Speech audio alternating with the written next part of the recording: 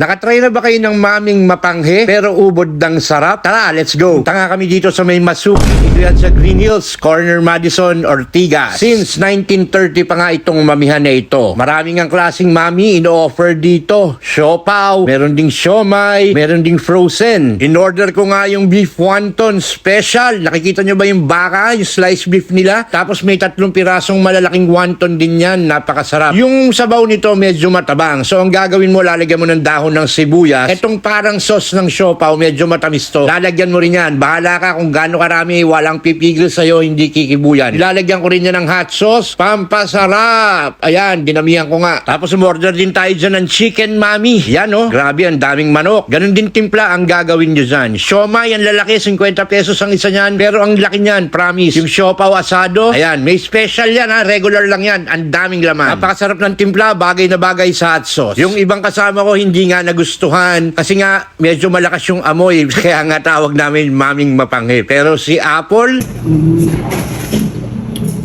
Sarap. yun, narinig nyo naman, napakasarap. Kaya ako, personally, recommended ko to. Puntahan nyo na, may mga ibang branches sila. I-search nyo na lang. Hi, Tita Son! Bye!